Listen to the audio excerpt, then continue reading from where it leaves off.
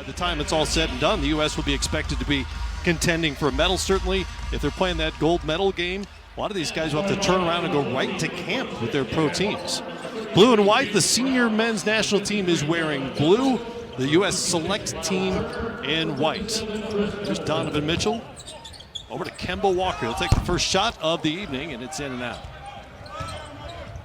And this select team, they had a scrimmage. Oh, strong move there by Jalen Brunson. Cleared out some space and able to knock that jumper down. But they had a lot of success in the last scrimmage that these two teams had. They kind of handed it to the national team there. Select team has beaten the national team a couple of times in scrimmages this week, getting their attention. Jaren Jackson Jr. has it for the select team, down to Marvin Bagley III, who's been one of the standouts this week here in Las Vegas. And listen, you can make the argument that young man has done enough to be given some serious consideration for the national team. I mean, he is a load in terms of his physical ability, and a tremendous player on the glass, just getting better and impressive in terms of what he's been able to do in his short tenure here in the NBA. First team All-Rookie last season, only started 4 times in his 62 games with the Sacramento Kings, who are well represented in this national program.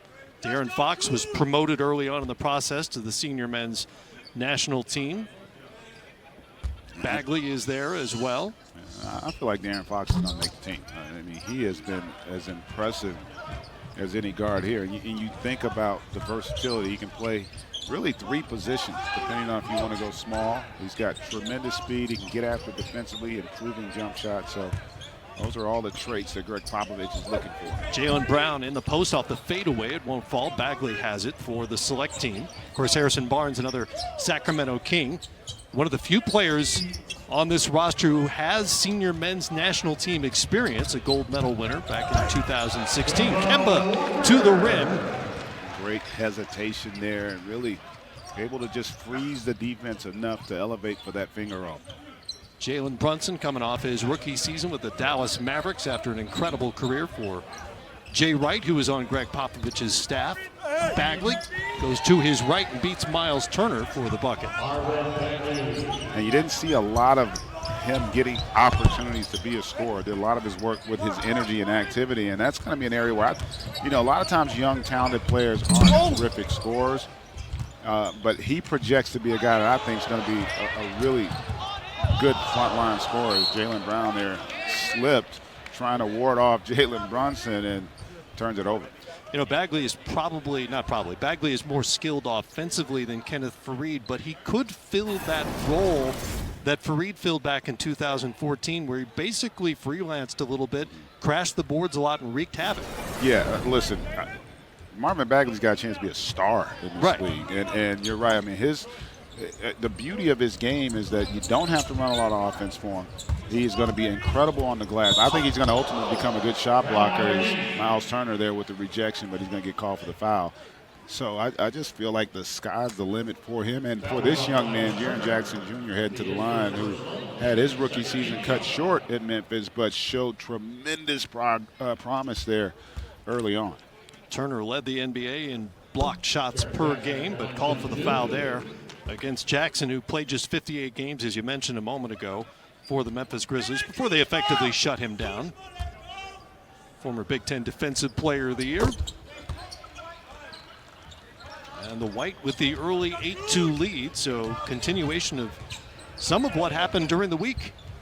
Yeah. One of the coaches told me that it was a lot of the more veteran guys who came in needing to get themselves into shape here in Las Vegas. It wasn't so much the select guys. Yeah, which in today's game, you find sometimes to be a little surprising, because guys are much more into working out year-round to maintain a certain level of fitness, but wasn't the case with this group. They go down low to Bagley. Leaves it for Jonathan Isaac and can't connect. Tapped out, Brunson has it. He'll try the 3 for the select team. Bagley crashing the boards again, keeps it alive, and Isaac finishes off the play. Good hustle from Team Select. Great hustle in this group right now for Team USA, the Blue Squad. They don't really have great rebounders defensively out there, and the select team taking advantage on that offensive glass. Chris Middleton, who cashed in this summer with a big free agent contract to stay in Milwaukee, off with the 3, and the white team maintains an early 6-point lead. Brunson turns the corner. Down low to Jackson, couldn't handle it as Turner got a hand in there. Jonathan Isaac called for the foul as he went for the steal. When you watch Bagley here with the miss, and then Jonathan Isaac, they're attacking that offensive glass. He's another young guy that I think has the potential to be the best player for the Magic in the next go. He has a boatload of talent, great feel for the game.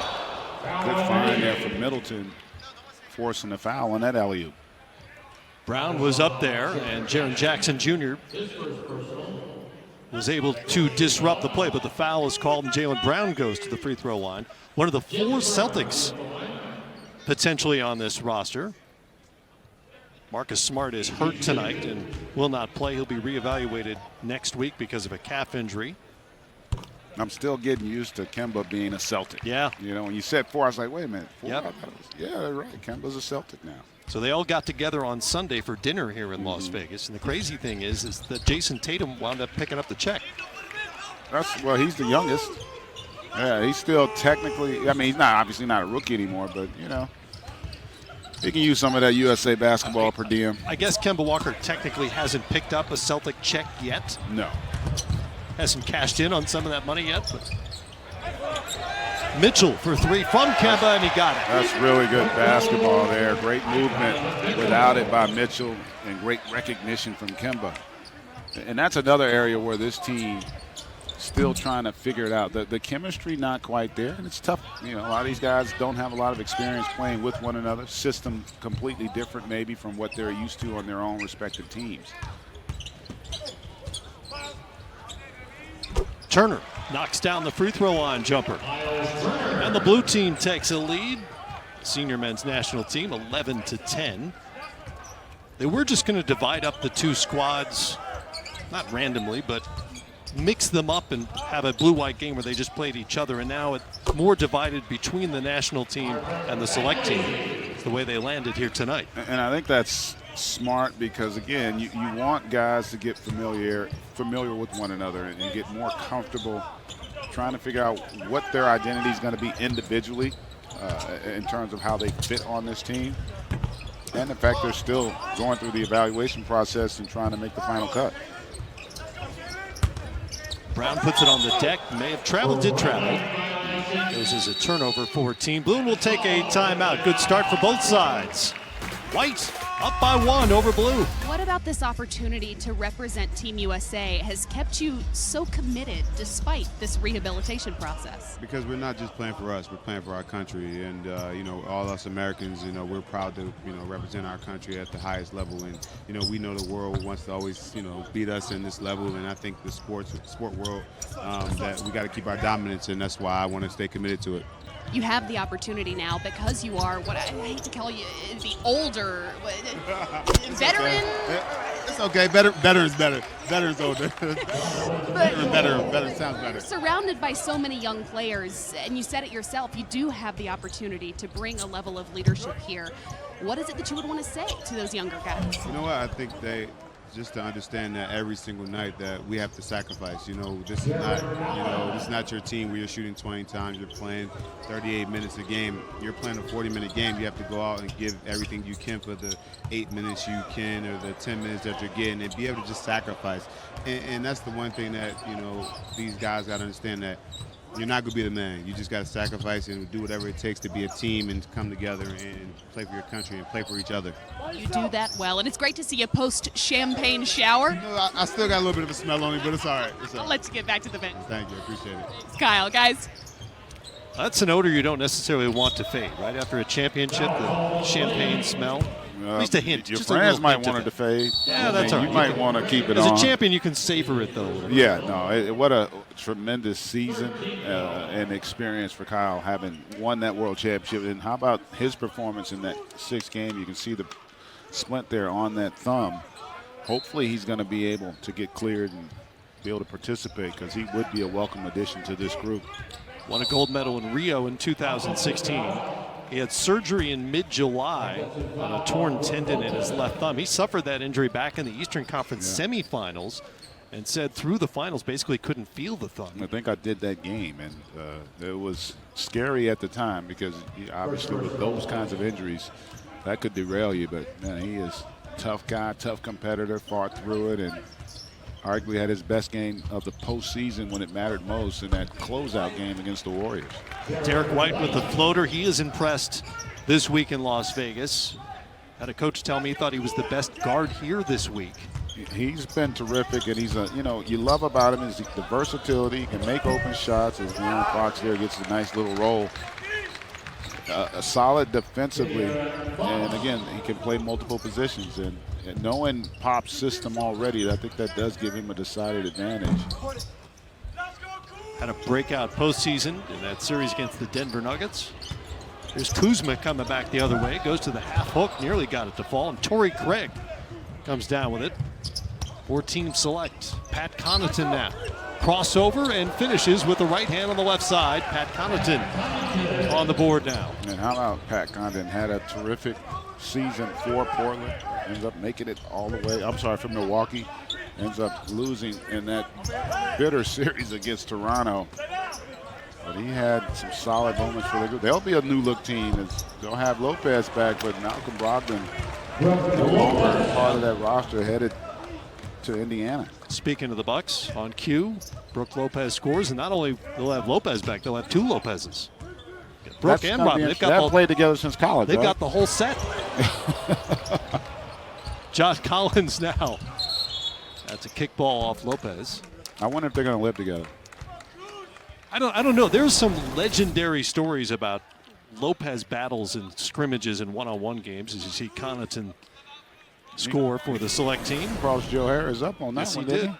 Yes, he did. Joe's not out here for defense necessarily. No, we saw that.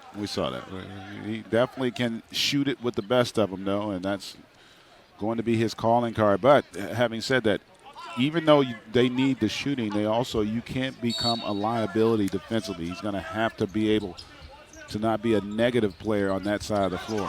There's Fox with the steal and the finish. De'Aaron Fox, as well as Joe Harris, both promoted early on in the process from the select team to the senior national team. It'll be interesting to see if they both wind up making the trip not only to China, but first to Australia. They're going to go to LA next week. They're going to have camp there. Exhibition next Friday night on NBA TV as John Collins finishes. And then they've got some tough decisions to make because they probably don't want to take players over to Australia who are not going to make the trip to China.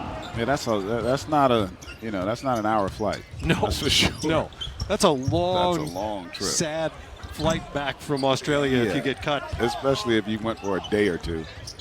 I'm sure that they have thought that process out. And it will be interesting to see if Harris can wind up making that final squad as a floor spacer. Maybe not a coincidence he's wearing 47 because that's what he shot from three-point range last season to lead the NBA. And he's the only player in the top 25 in the NBA at three-point shooting on this roster. Yeah, and you know what? Knowing Pop, he'd probably be happy if he shot 42. He wouldn't be greedy. Jason Tatum shot it great the last couple of days. That's 2 threes he's knocked down here in the early going. And what I like about it is something you didn't see as much of with the Celtics, catching and shooting. He's so really, I think, relying on at times just catching it and having to put it down to create his rhythm. Now able to do it off the catch. That's going to make him even more difficult to defend. White off the back rim. Can Fox win the battle? He does. And he'll finish it off. 2-on-1, takes it himself. And Team Blue now with a 27-20 lead. Just to remind you, Team Blue is the senior men's national team. Team White is the U.S. select team. And Derek White handles it for Team White. And loses it. Yeah, well, the impact that De'Aaron Fox has had. That's another steal there. He's gotten to the loose ball. He's been terrific. Fox with 8 points. He's been a factor here early on, 4 of 4 shooting. And Team Blue has taken an 11-point lead back with the second quarter after this. World championships and Olympic teams. Describe to folks at home the time commitment that you and the staff and the players have to give to get through this process through mid-September in China.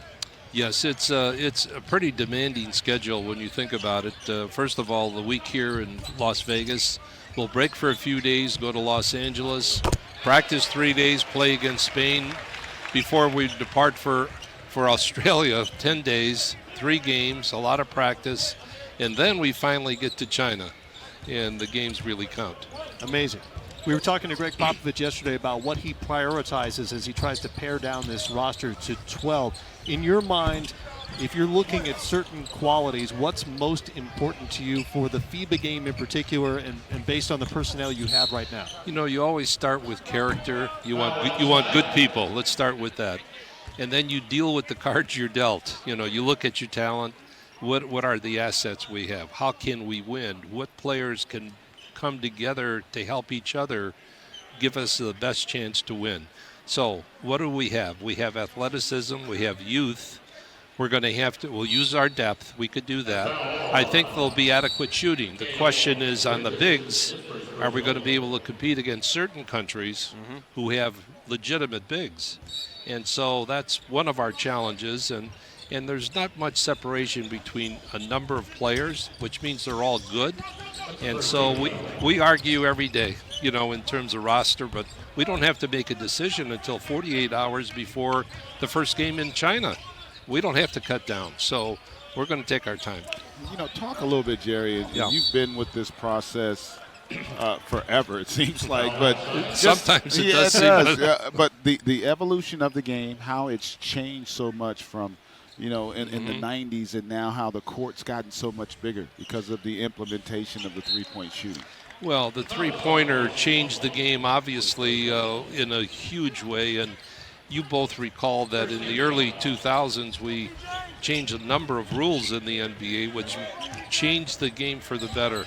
Scoring was down. We had isolation basketball. We had defensive guidelines no one truly understood. The little guy had a tough time in the paint. He just couldn't get anywhere. So we speeded up the game. We cleaned up the game. We did away with everything but legitimatizing the zone defense, everything but that. And the scores got better. The little guy was back in the game. It changed the game. And I think the game is in pretty good shape. We can continue to tweak it, but it's a pretty darn good game. Jerry, you know the storyline that's led into this camp, of course, is a lot of the A-list guys dropping out of consideration. Right. They all have individual reasons. Sure. As you've had conversations with them, perhaps their agents as well. Right. What are the reasons, first and foremost, for across the board, if there are any, that have led them to decide not to compete this year? You know, there's a whole list of reasons, and honestly, it doesn't matter that much at this point. You look at what you have, what you don't, not who's not here, it's who's here. But think about the fact that 19 and 20 are back-to-back competitions. Yeah. There's 2 NBA seasons involved in that whole mix, too, so it's a lot of strain. And if the format stays as it is, and I'm referring to the FIBA format, with back-to-back competitions, we could very well end up with the World Cup being for 21, 22-year-olds. That could be. And that could be their training ground to try to make the Olympic team. It's amazing. Let's talk a little bit also. You wear a lot of hats. You're very involved with the Hall of Fame as well. And we've had some great conversations about that. And the one thing that doesn't get enough credit, you were the person that emphasized the importance of defense. And you made that a priority, one of the criteria when you were evaluating some of our great players. And I was so happy to hear that, because we've had some tremendously talented guys that were overlooked because they were more defensive oriented. And you made that a priority in terms of the selection committee and for getting guys nominated to the Hall. You know, normally when you get to be my age, it's hard to come up with good ideas. But on that flight, it all came to me all of a sudden, like, we're just not giving enough credit to the guys who are in the trenches, you know, defensively. And as it turns out, we have a couple guys who are going to be inducted this year for that very reason. And that makes me feel good. That's awesome. As you transition with these guys from their NBA approaches to basketball to the FIBA game, which, you know, there's some rule changes, obviously. There's also a different level of physicality. What are the biggest adjustments that you've seen players go through this over and over again. What are the biggest adjustments for these guys as they learn or relearn the FIBA game? You just said it. Physicality is a big thing, but also the use of hands. You cannot use your hands defensively. It's kind of a contradiction because of the physicality, but for example, Steph Curry, every game that he played for us for USA Basketball, he picked up 2 fouls in the first 2 or 3 minutes every time because he was reaching. So one of the things that was emphasized this week is you can't reach. You just can't. You have to play James Harden defense. Hands up. Don't reach. That's one thing. Talking to Pop yesterday, he said he had to learn how to teach illegal screens because by NBA rules, the screens that are allowed are not legal in the NBA, but they are in the FIBA game. That's true. Jerry, great to have you with us. Thanks, Good guys. luck. Thank Safe you. travels to you See as you well. along the way. Okay. All right. Welcome back to Las Vegas, T-Mobile Arena, the blue-white game here on NBA TV. The senior men's national team has a 14-point lead on the select team. Good to have Jerry Colangelo, the godfather, as you put it, of USA Basketball, stopping by. He has seen a lot of hoops. And you know what I love about Jerry, and you don't always get to get a jump ball there. As a more mature gentleman, he's still really progressive about the game and understanding how it has to continue to evolve and grow. And what a heck of a job he's done with, USA Basketball. Because there was a time there where USA Basketball was not at the level that we had always been accustomed to, and really good to see it back at that level. Is Donovan Mitchell there? I don't know if he called glass on that one, but we're going to give it to him. Well, there were a couple of, frankly, embarrassing results for USA Basketball. The 2002 World Championship, as it was called back then, when the USA finished 6th, which was just hard to understand. And then 2 years later, the 2004 Olympics in Greece, when the U.S. lost to that great Argentina team, and all credit to them. They were fantastic. And took home a bronze medal, which for most countries seems just fine. But for the United States, that is not acceptable. And that's when Jerry Colangelo got involved, brought in Mike Krzyzewski. Coach K went 88-1. The senior men's national team, which is a solid record. Yeah, you could take that. That'll improve your win percentage. And the big change, as you know, was there was a time when the U.S. would basically call on its stars one by one and kind of go down the pecking order and say, you want to play? Would you like to play? Next.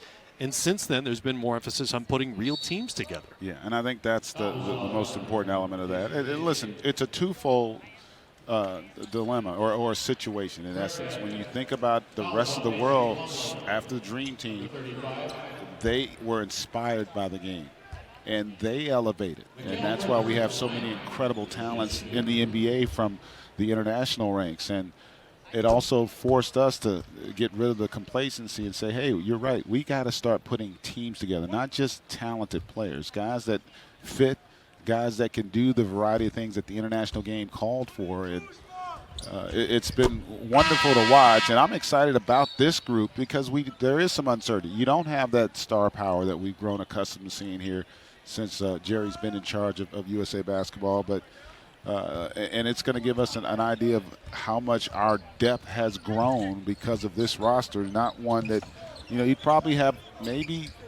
you could argue there might not be one guy on the team that's going to be representing us at the World Cup. The Olympics, you mean, next year? At the Olympics next year, I'm sorry. No, it's very possible you won't have any carryover from year to year.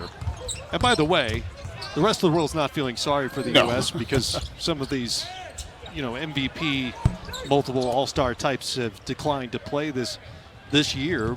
The U.S. will still be the only team in the tournament with a roster full of just NBA players, for one. And secondly, we've had our share of wins, right? The rest of the world would love to get a piece of that. But the World Cup has not been as successful for the U.S. over the years as the Olympics. There have been 17 World Championships / World Cups. The U.S. has won 5 gold medals.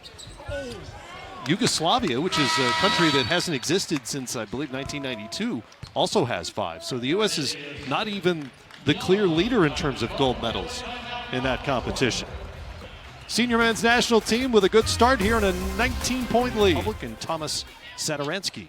Always interesting to see the NBA guys playing for their national squads. They tend to play with more confidence. You know, because their role tends to be a little bit more significant. Yep. The familiarity as well, so it'll be a lot of fun. All those games, by the way, on NBA TV up until the World Cup. All those exhibition games. Aussies are a great test for any team. Big, rugged bigs in Andrew Bogut, Aaron Baines, Matthew Dellavedova. That's the Australian version of the Twin Towers. Exactly. Yeah. No Ben Simmons for Australia, but that's still. That would have made it interesting. It would have made it a little more interesting for sure. I'd love to have seen. I understand why, but that would have been pretty cool to see. Reminder of some of the rules differences between the two. Shorter quarters, of course, 5 personal fouls allowed. Goaltending is the big one, I think, for most fans who aren't familiar with the international game. Once the ball hits the rim, it is in play for an offensive player or a defensive player. And I love this rule. I know the NBA will never go to this, but I love that the ball is live once it hits the rim. I love it as well. It does create tremendous challenges because instinctively our guys aren't used to that. Yeah. That's an area where oftentimes the international guys have a distinct advantage. You get an offensive foul there on an illegal screen. Yep. And that's enough. Speaking of illegal screens, that's an area where another big change. The screening that we typically would have called as being illegal, not the case in the international game. Yeah. You get a little bit more leeway with the ability to set screens. Well, it's interesting, and I mentioned that Greg Popovich told us that yesterday. He's having to learn to teach what he considers illegal screens because they're allowed in the FIBA game. He teaches them anyway. Don't let him fool you. Well, he's teaching them publicly. Yeah. And admitting to it at least. That is showing some range there. Different basketball as well in the FIBA game. Not all the players love this version of it. As a smaller guy, at least compared to these guys, I like the ball. You like it? It's easier to grip to me. That sometimes that is the issue. It in essence grips by itself, whereas you want to grip it with your hand. Right. It can stick sometimes, and it takes some getting used to. Reminds me back when the first time we actually went away from the leather basketballs. Oh yeah, it was an uproar. Well. We hated it. And they ended up having it. It didn't last long. Till December, I think it was. Before they changed it.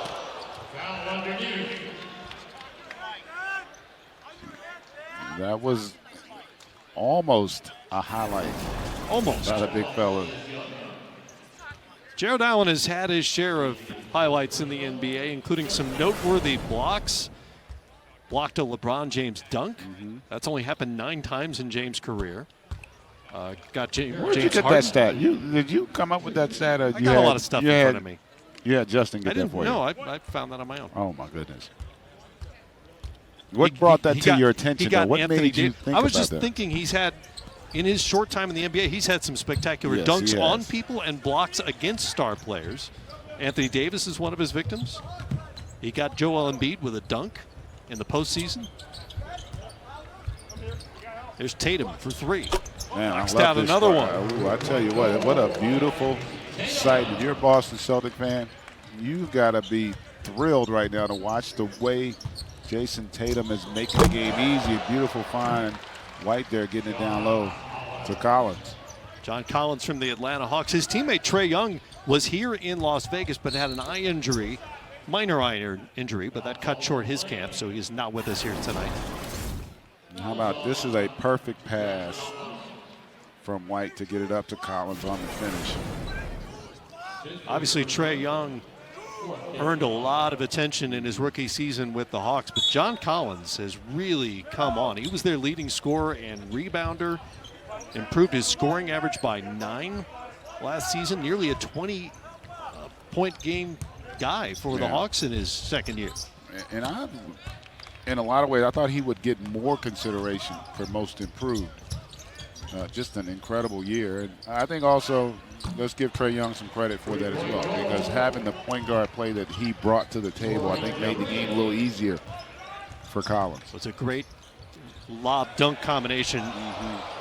Young to Collins. There's Torrey Craig on the 3 on the other end. Select team down by 17. Here's White, offensive foul.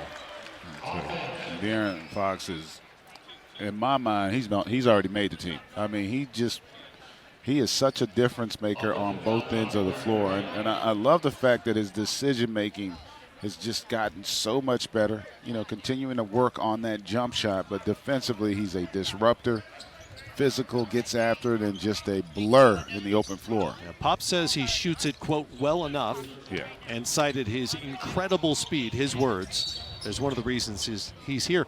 And another thing you hear a lot about these guys this week, one of the things Greg Popovich said about Fox is he wants to be here. Yeah. It's not a small thing, given what has happened over the last few weeks. Well, to that point, this is looked at by these guys as an opportunity. Yeah, for sure. A lot of them never thought they'd have an opportunity to represent USA basketball. There's 1:09 left of opportunity in this second quarter. We've got that when we come back.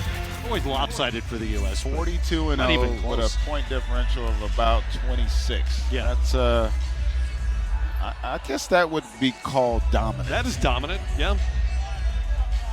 And that domination will be put to a test. I mean, there's probably as much uncertainty about this team as we've had in USA basketball in a long time. So, not the experience, and some would argue, I don't think you could argue, there's no doubt, and not the talent, but I think that zest for the opportunity a lot of these guys have is going to pay big dividends for Team USA. Other offensive foul. We've seen a number of those here in the first half. This one on Middleton. The select team will get it back with just under 50 seconds to go here in the second quarter. We'll get into some of the other contenders in the second half. They're out there and they're watching what's happening with this roster. Yeah. They're aware. And that's another area of an advantage probably for a team like Spain. They're already set. They know what they're going to have. There's Fox again. You pretty much see the same guys every time you see Team Spain for about the last 15 years. In fact, they're probably on their last leg as a group, this particular group.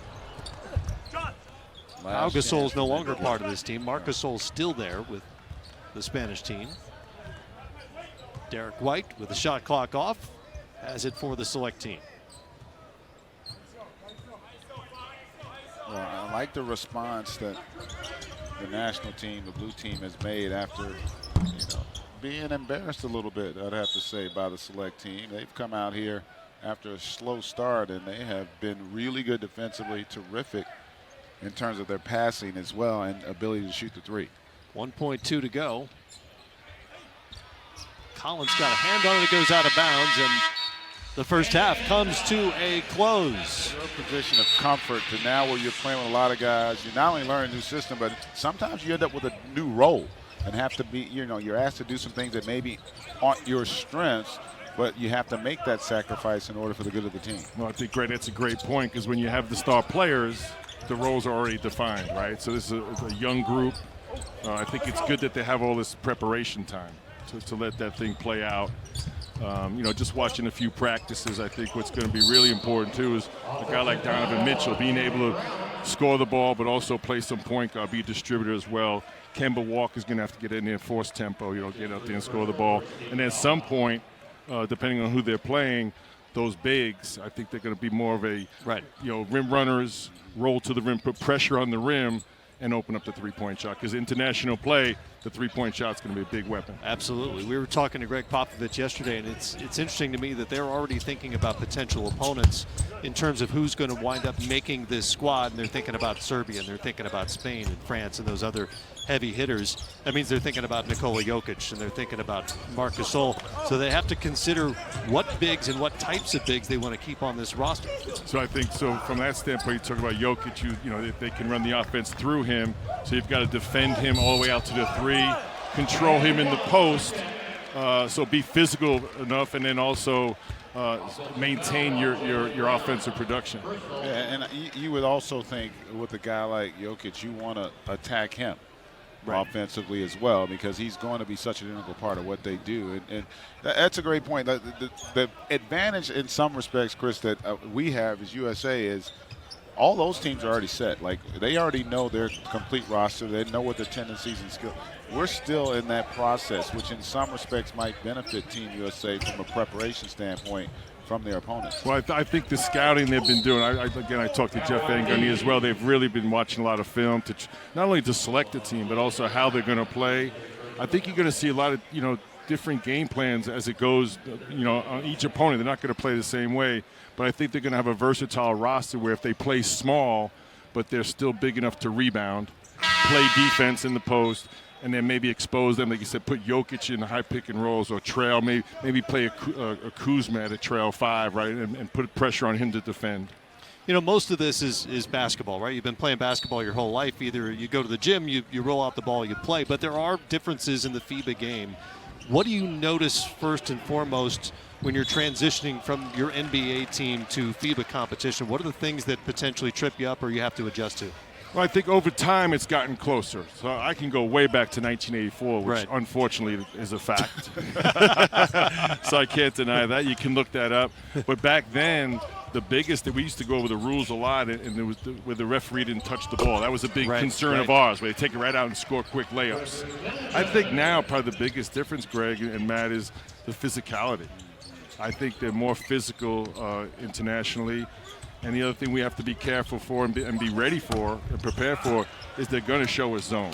It's something we saw a little bit in the finals with Toronto as Golden State got a little depleted. They went through a little box and one look, but I think teams, if they feel like they can't match us athletically, they'll slow the game down. And that's most of the world. And go to a zone and try and pack the paint and force us. That's where the three-point shot's going to come in, whether it be Middleton, Joe Harris, whoever makes this team, they're going to need guys that can knock down threes. And not only a zone, but a zone without restrictions. There's no defensive 3 seconds. You can do whatever you want defensively. No, he's going to be sitting right there at the restricted area with his hands up and basically dare you to shoot and make threes. And that's why, to your earlier point, I think our defensive versatility and ability to speed games up is going to be critical. Like if you can force turnovers and play with the lead, it makes it harder for you. That zone is about disrupting rhythm.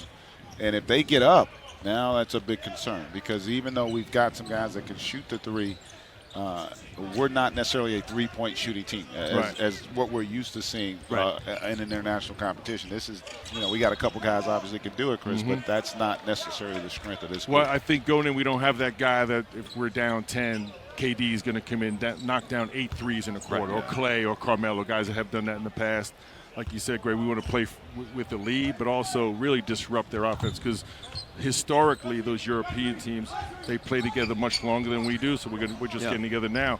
So they know each other. They're going to run crisp offense. But if you can get in there and really get into their ball handlers and make it tough, I think that's going to be a staple of their defense.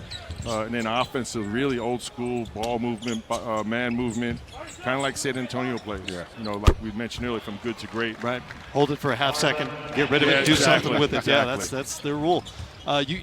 You said something in the middle of that leads me to my next question/point, and that's about the chemistry that so many of these national teams have, having grown up together. And the team that always comes to mind was that 04 Argentina team that just played like they were of one mind. It's amazing. And that's something Greg Popovich said to us yesterday, is maybe the biggest adjustment is that if you're not ready to go in the opening minutes in a shorter game, these teams will execute you to death because they know their stuff like the back of their hands. And that comes, like you talk about chemistry, and also the club mentality over there, where they play a certain style and they may go to their teams, but they really enjoy getting back together in the summer and showing that this is the way we play. And then they'll break back up.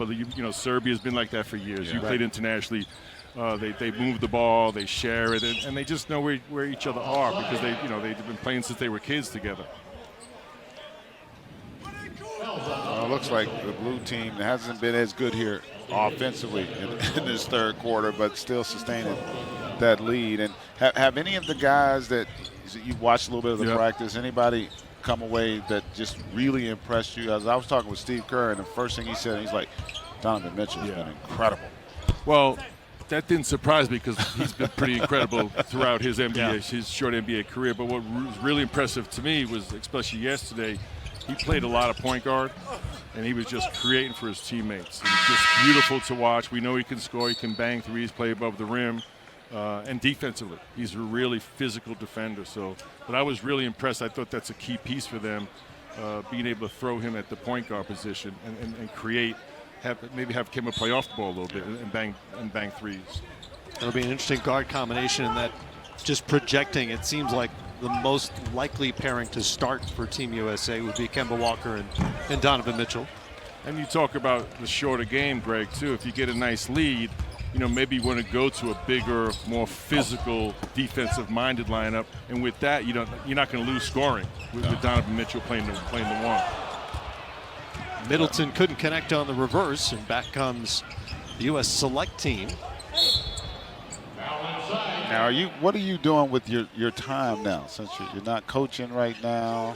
Enjoying life a little bit, huh? Yeah, I had a great. That's a good answer. Great 4-year run back at my alma mater, St. John's.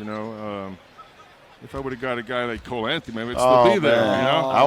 We were waiting on the call. We were waiting on the call. But it was a good run. I'm glad that it went well. Just trying to do something else. I don't know exactly what I'm going to do, but enjoy my time off and probably get back into the NBA situation. When you think about Matt, this guy, one of the most decorated international performers USA basketball has ever had. Absolutely. I mean, no doubt about it. And I still remember growing up as a kid. I'm a little younger than Chris is. Nice pass there. But watching, that's when college basketball really took off. When Absolutely. The Big East and the Chris, those man. teams.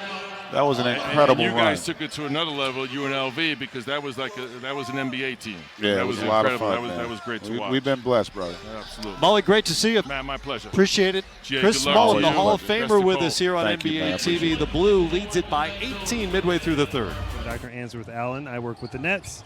He works with the Knicks, and then Lisa Callahan is our colleague. She's primary care sports medicine. And basically, we provide a comprehensive sports medicine services for the team. So even though I'm an orthopedic surgeon in life, I'm like the doctor for the whole crew. Yeah, so someone's kid, pediatrics, primary care, someone has sniffles, they come and talk to me. So you are a little bit of everything, but this is... I am a doctor. Yeah, fair. I'm not. This, though, is a very demanding schedule. Practices, travel, exhibition games. What's your primary focus in just keeping this team healthy? Well, when you travel, it's really my responsibility to mimic and to make sure they have the resources around the games and the travel kind of itinerary that they would have as part of a regular NBA team. So remember, it's basically patchwork players from all over the league, and they don't have the same infrastructure in China, in Australia, in terms of policies and protocols. So it's up to us as the medical sort of directors to make sure we know where the EMTs are. We have a partnership with the local hospitals, and that we have the services on the ground just in case something happens. And that's really our main role. And because USA Basketball brings so many of these players together quickly, not only the players, but the coaches, the trainers, your staff, what's the key to establishing communication and trust so early on? Well, we coordinate with the management staff of the USAB. We know the itinerary for all travel schedules well in advance, and we basically have boots on the ground and partnerships set up even before we get there. So all I have to do is get here, confirm who's who, and then we just keep rolling. Well, thank you so much for taking the time. I'll let you get back to the bench. The do-it-all doctor. Can I just call you that? Yes. Thanks again. Thank you. Guys. That might actually stick with Dr. Williams. Yeah. The do-it-all doctor. That could be on his card or maybe on a billboard somewhere. Not be. that he needs the business necessarily. What? Kristen might want to get a percentage of that because she came up with it. So. You know what? They may be negotiating as we speak. I'll have to file that Somebody's patent. agent is on the line.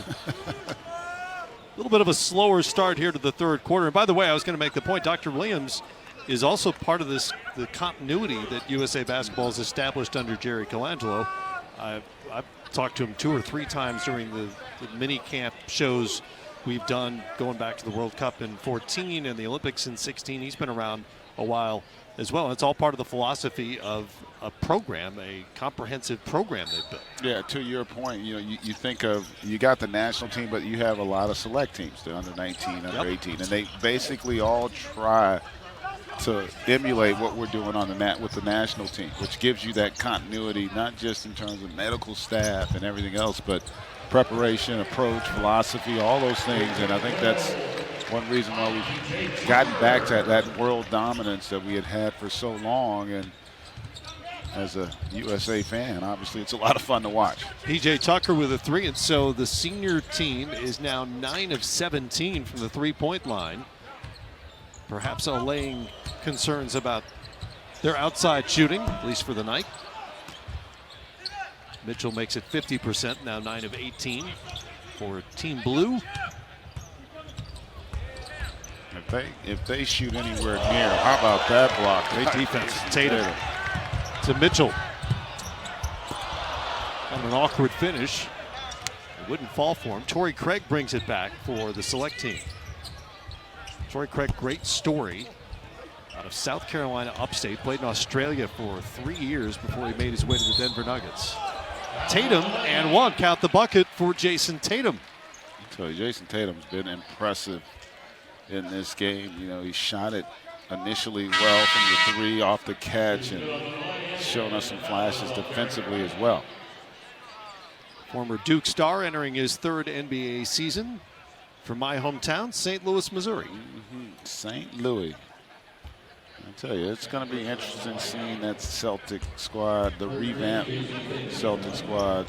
Al Horford gone, as well as obviously Kyrie Irving, and you would expect that Jason Tatum's role will expand this year. Big year for him, big year for Jaylen Brown. And for Gordon Hayward, coming off the injury, you would expect him to be, based on the timeline of guys who have had severe injuries like that, you would expect more from him as Kemba Walker finishes at the rim, speaking of Celtics.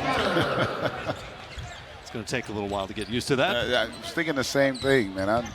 He's been just the heart and soul of the Hornets for so long. It's going to be difficult getting used to seeing him in that Celtic ring. Not for the Celtic fans, though. I think they are excited to have him on board. Hornets career scoring leader. He passed Del Curry on that list last season. He now has 12.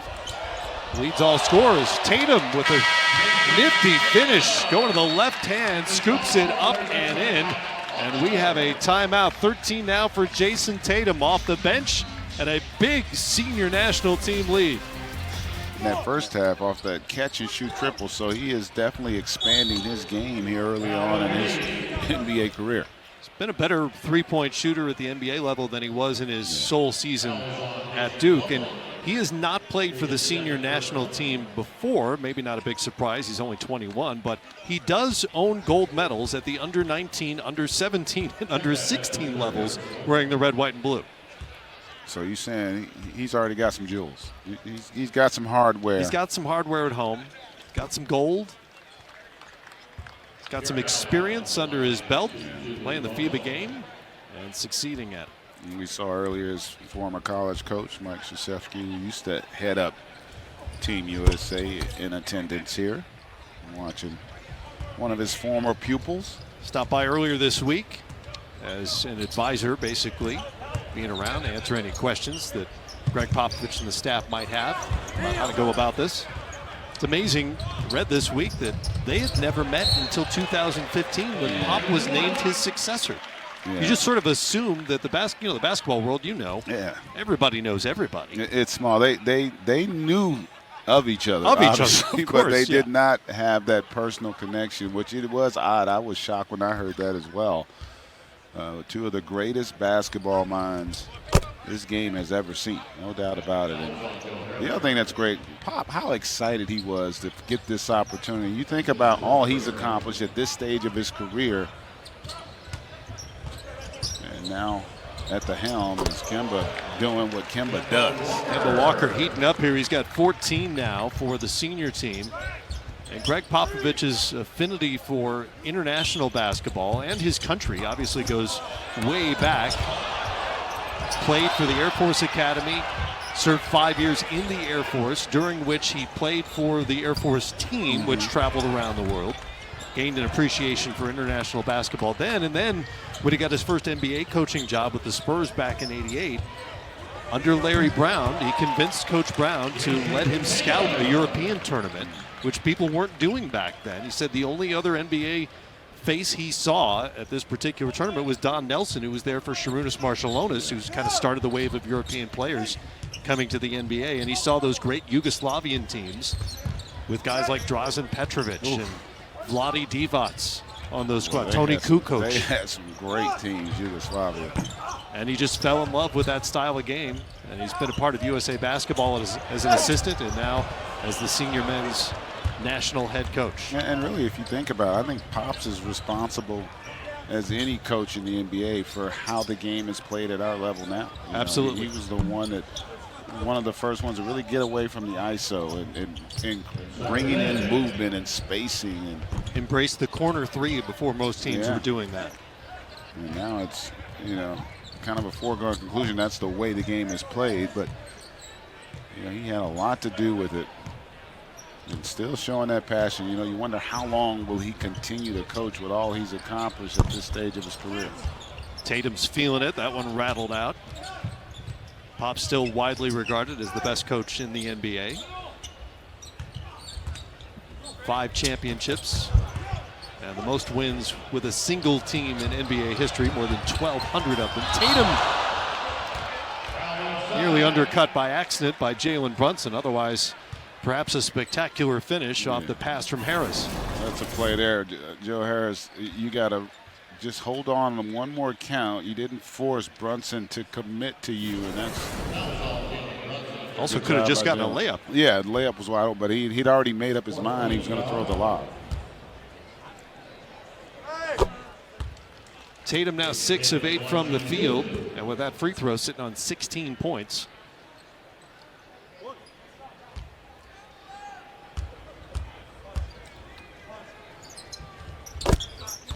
Make it 17 and make it a 30-point lead for the senior men's national team. And obviously the select team having lost De'Aaron Fox and Trae Young's gone, a little bit more motivated group than they had seen before maybe with the national team, but they have had their struggles to put the ball in the basket. Brunson can't connect at the buzzer.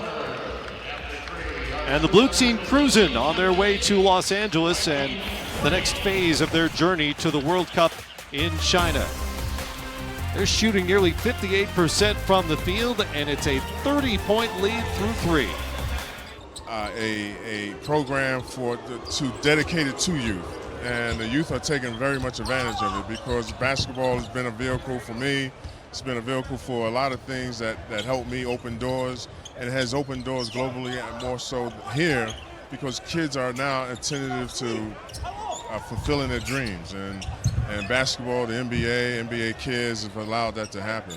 You told me you just got to Vegas. I mean, hours ago just got to Vegas. Why is it so important to you to not only be there for Junior NBA, but to be here for this scrimmage? Well, first of all, it's been an innate thing with me. People always telling you to give back and things of that nature. And I was very fortunate to have a career in the NBA as long as I had. And at that time, you're being, I guess, trained or somewhat open, exposed to a lot of different programs.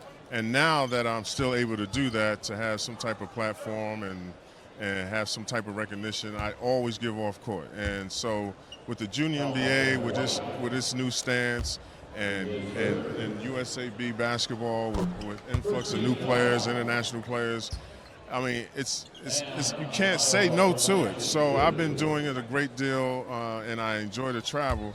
And 2 o'clock means nothing to me, but it'll mean something to me when I hit that pillow tonight. This U.S. men's national team, though, a lot younger than many expected this side of just a few weeks ago.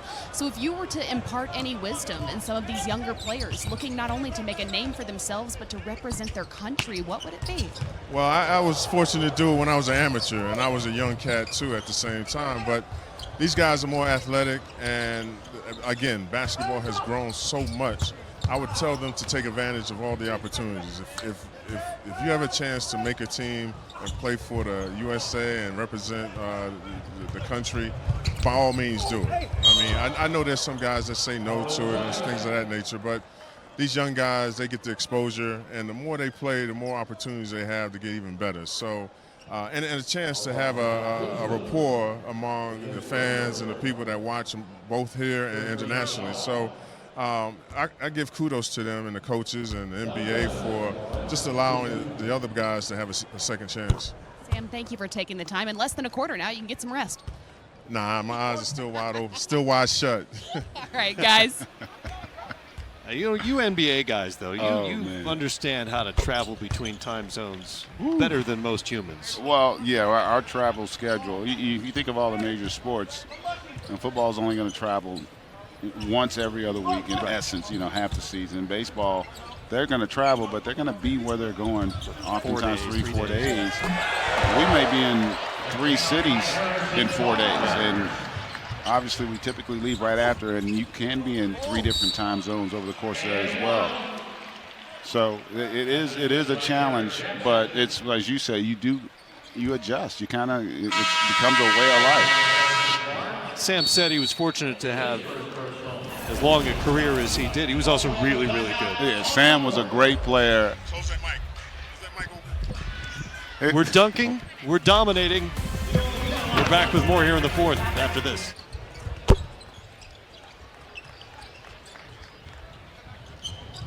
And we'll see what awaits this team in China at the World Cup. Talking to Pop yesterday, and he didn't really have an answer for this, and I don't either. Well, why is it that Americans, and when I say Americans, I mean fans as well as the players, seem to take the Olympics much more seriously than the World Championship, which I think the rest of the world looks at differently? I think because we identify with the Olympics more. But why is that? Well, because the World Championships, first of all, it's just basketball. Yeah.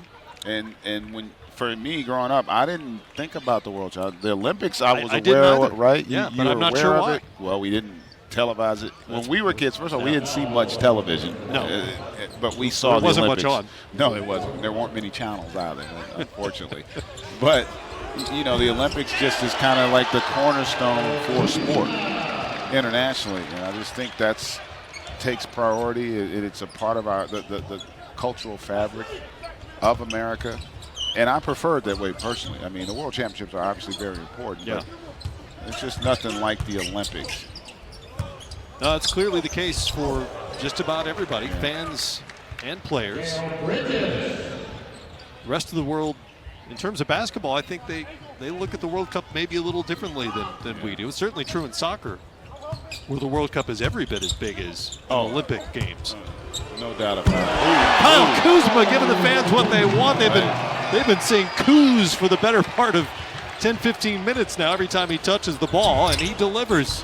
Time he rewards the fan with that effort. Hadn't had his best game thus far, but this is a play that'll have the fans feeling a little bit better about one of the core guys for that new Laker nucleus. And boy, what an incredible offseason. Unbelievable. The schedule's going to be coming out pretty soon. Next week. Monday, in fact, and you know, I've heard of there are going to be a few Laker-Clipper games that are televised this year. I don't know if you were aware of that, Matt Weiner. The games are going to be televised? The Clippers and the Lakers game. Oh, yes. Against each other. Oh, for sure. They may end up making it on national. Yeah, I'm going to guess all those are going to be Yeah. on national TV. You'll see that schedule announced on NBA TV Monday at 3 Eastern time, by the way. I've been asked to plug. De'Aaron Fox broke through the pack and threw it down.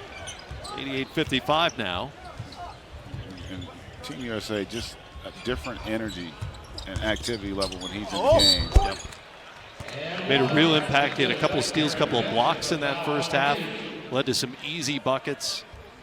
And I think what you and Chris Mullin said earlier is probably right, that this team may hang their hats on what they do on the defensive end of the floor. And that's really what turned this game around tonight. Oh, no doubt about it, because they'd gotten off to a slow start. It was 8-2. Yeah. Select team playing well, kind of getting what they want, and then the switch was flipped. And I think it coincided with him coming into the game where they really started to create that separation because of the activity defensively. There's Bam Adebayo in the post. The post move, drop step, and flips it up and in. I think he's going to have a breakout year. He has really improved his offensive abilities, you know, and worked on that mid-range game, posting it better. I think he's going to be a difference maker defensively for Miami as well. There's a lot of talk about whether Russell Westbrook would go to Miami, and they wanted Bam Adebayo to be a part of that package, and the Heat were not having it. They didn't think that highly of that young man. They're working on his range here in Las Vegas and in his offseason generally. Already a great rebounder, ranked among the top 30 in total rebounds last season. And without playing huge minutes either for Miami. Here's Fox, as fast as they come, goes to the right hand in the finish, and he is just dynamic. Yeah, there's really no answer for that kind of speed in the open floor. Jonathan Isaac steps into a transition 3. Here's Kuzma. Hear the crowd chanting Kuz again. He's ready to embrace the opportunity to become that 3rd star with the LA Lakers. Yeah, I think he, what I'd call potentially a complimentary start. You know, he's not a guy that's going to create a lot of his own offense, but what he does fits with stars in that, you know, he can space the floor, he runs the floor well. You know, he's a really good straight line driver in the open floor. So when you play with guys like LeBron James and Anthony Davis, you're going to get a lot of opportunities, and he's, I think, proven to be a guy that can take advantage. Already a really good player with that group, and playing alongside LeBron and AD will probably have to be a better three-point shooter for them to be a contending type of team. But about 30% last season for the Lakers. Which is unacceptable. And to your point, I think he's got the ability. But part of being a really good shooter is not just your ability to make shots, but really your ability to take good shots. Right. And I think the questionable shot selection at times was an issue for him as well. I think the focus is going to have to be better. And I think there will be that because they've, you know, moved on from a lot of those other young guys. And sometimes focus isn't always the priority when you've got an overly young team. Now the expectations are going to be through the roof. A lot more veterans in that locker room. I think that'll help his ability to really hone in on the focus on the mental part of the game. And I think that's going to elevate his impact overall. Well, if there was any question about which the better squad was, it has been answered here tonight. Yeah. I'm going to go with the boys in blue. Select team is shooting just over 28% for this game in the face of that really stifling senior men's national team defense we've seen. They're also just 2 of 23 from three-point range. Well, and in fairness, they took away both their starting guards. That is sort of inherently unfair when the coaches take away your best players and give them to the other team. Yeah, that does put you at a distinct disadvantage. White looking for Allen down low. And White's an example who's not really a point guard, you know, can play some combo and stretches, but that's not his ideal position, especially against the pressure we've seen from this national team. That'll be an interesting guard group for the San Antonio Spurs next season. Last season, because of injuries, they had no point guards for periods of time, and now they've got a whole bunch of them. With DeJounte Murray coming back healthy, Lonnie Walker we saw looked great in Summer League as well. And both those guys have great length and athleticism. I think gives them a different dynamic defensively. Obviously, the experience factor will be a factor. Don't forget White, how good he's improved. So they, you know, that West, you know, with all the movement and the fact that that Golden State team is going to be absent of a couple pretty good players from last season's team with Durant and Klay Thompson until he gets back healthy. I think a lot of teams feel like they're going to have a chance to win the West. Well, and the East with Kawhi Leonard that's right. leaving the champs. Somebody asked me a while back about, is it good for the game that we don't have clear favorites on both sides? And I said, yeah, this is great. It's good. It's the first time in about year. 10 years that I can't definitively say this team is going to win. LeBron's team usually is going to win the Eastern Conference, and this team is probably going to win the West. Yeah, I mean, you think about that East. That's a great point you bring up, Matt, because, you know, Indiana, they went out and got Malcolm Brogdon. Yep. You know, they're going to have that other guy. He's going to be healthy. Victor Oladipo as well, you know. So Milwaukee's still going to be there. Toronto's still going to be a good team. Still going to be really good. They obviously won't probably win 60 games or close to it, but they're going to be a factor in that Eastern Conference. Boston is going to be a good team. I'm anxious to see Brooklyn. You know, absolutely. Obviously Durant's not back this year, but, you know, Kyrie ain't, you know, he's not bad. Kyrie Irving added to a roster that already made the postseason. It's going to be a year better. And Kyrie Irving probably has something to prove. Oh, he's going to be with all the conversation last season about that locker room and his role in the dysfunction, whether warranted or not, it's out there, and he knows it. Just under 3 to go.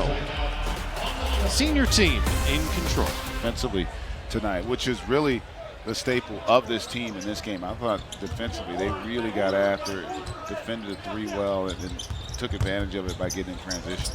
Senior men with a big lead here, under 3 minutes to go in the fourth quarter. And this is an exhibition. The varsity is prevailing, the varsity if you will. An exhibition game, so there are no losers here, with the possible exception of red in the blue-white game. You know, for nearly 2.5 centuries now, red has been an integral part of the national color scheme, yet tonight it has been relegated to trim. And frankly, Greg, it's a travesty. Yeah, it is. And having played at a school where red was the focal point of our color scheme, I'm with you. I'm in agreement with you. We have there is not a lot of red in the uniform. Although PJ Tucker has got some sweet kicks. I don't know if you saw those. Those are not team issued, I don't think. I don't know, but they got the team colors and they look good. They do look good. And I got to get me a pair. He might have won the night in terms of shoes. I'm going to have to get a pair of those. He said he was going to hook me up. So can you get an extra pair? I can give me your size. We might be able to work something out. I can do that. You're my partner in crime. I got you. I'll get Kristen too. We got to get Kristen up there as well. Sounds good. Let's make it happen. Yes. We got a timeout here with 2:15 to go. Jeff Van Gundy's got a 23-point play all ready to go when we come back. Back here in Vegas, final couple of minutes as the U.S. senior national team took control in the second half, really the second quarter, and leads it by 22. Matt Weiner, Greg Anthony, Kristen Ledlow on the sideline. First public exhibition for the U.S. on their way to the World Cup in China, which begins with the Czech Republic on September 1st. U.S. is part of Group E, which includes Turkey, Japan, and the Czech Republic. Turkey's the highest ranked of those teams, 17th. They'll bring a team including Ersan Ilyasova, Cedi Osman, Furkan Korkmaz. I'm going to go out on a limb and say we're going to win that pool. I'm normally not a gambling man, but I'm going to go out there. I don't think you're that far out on the limb. No, I got to be honest. I feel like you're pretty near the trunk. I'm at the trunk of the tree. The U.S. is still a heavy favorite to win the World Cup. Serbia is the next favorite. And then you've got teams like Spain and France. Greece with Giannis Antetokounmpo has not had a ton of international success at the highest level for the last few years, but they had the NBA MVP. I was going to say, they haven't had an MVP before either. Right. So. And his brothers, all part of that roster. Boy, that Serbia is going to be really good. Going to be busy in Greece. Putting all those letters on those jerseys. Oh, my goodness. That's a lot of letters. That's a lot of letters. Serbia might be the opponent to worry about with Jokic. Bogdan Bogdanovic is on that team. Really know how to play together. Milos Teodosic, who briefly came over to the NBA, good playmaker. Joe Harris, 4-3, back rims that. Spain is, we talked about that group earlier. A bunch of those guys, Rudy Fernandez and Marc Gasol and Yul. A lot of those guys have been playing internationally for years and years and years. And the one thing that international players taught us, it's not about having the 5 best players. It's about having the 5 that can play best together. Right. When you have the ability to shoot the 3 and not turn it over, that has become the great equalizer in our game. And so it's going to be a challenge this year. Obviously, as you said, favorites, but there is no guarantee as Middleton able to knock down that triple. U.S. now 11 of 27 from three-point range. They've cooled down a little bit. U.S., the blue team. They're both the U.S. They'll run out the clock. And a good start, good launching point for this senior men's national team. Next stop, Los Angeles, ahead of next week's exhibition against Spain in Anaheim.